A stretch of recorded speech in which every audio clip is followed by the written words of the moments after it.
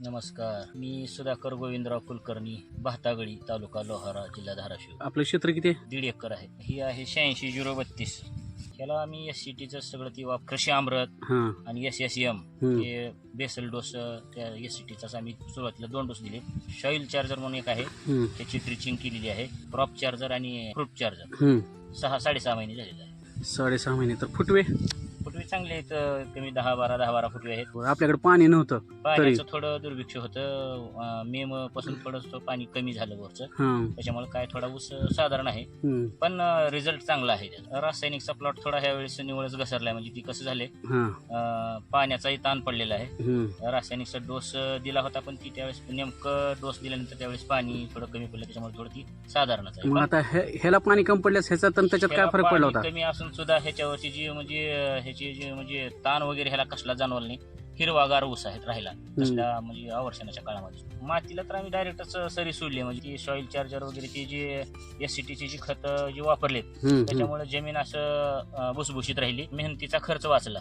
Direct आम्ही सरीच सोडली ह्याला. रान नांगरणी पळवणी असं काहीच नाही, डायरेक्ट सरीच सोडली.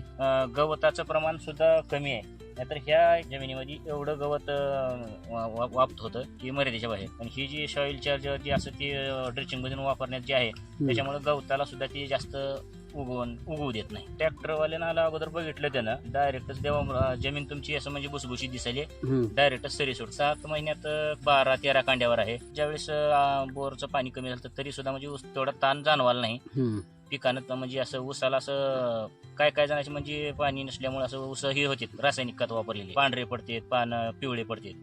तसं काहीही नाही. एकदम म्हणजे कुठलं किडीचा सुद्धा प्रादुर्भाव कमी आहे. मावा वगैरे कुठंच नाही, म्हणजे लोकरी मावा नाही किंवा तसं कुठलं कीड नाही, काय नाही. जमिनीचा पोत सुधारल्यासारखा वाटतंय. तंत्रज्ञान आहे त्याच्यामुळं ऊसाला जर कमी जरी पाणी असलं तरी कुठलंही पीक असू द्या, कमी जरी पाणी असलं तर त्याच्यावर ही पीक या औषधामुळे किंवा त्या खताच्या मात्रेमुळे त्याला तग धरून ठेवतंय. म्हणजे त्याला असं म्हणजे दुसरा काय परिणाम होऊ शकत नाही. बाकीच्या शेतकऱ्याला हेच सांगितलं, प्रत्यक्षच आहेच ना, बघण्यासारखं बघतच आहे की ह्याच्यामध्ये SCTचा जर वापर केला तर कमी पाण्यामध्ये किंवा इतर बाकीचा खर्च वाचणार आहे. म्हणजे 3-3, 4-4 पाणी द्यावे लागतात. ह्याला 2 जरी पाणी उन्हाळ्यात समजा दिली तर त्याच्यामध्ये तेवढ्या ह्याच्यामध्ये हे पीक तग धरू शकते. कमी पाण्यामध्ये सुद्धा चांगल्या पद्धतीचं पीक येऊ शकते ह्या SCTचा जर आपण वापर केला तर.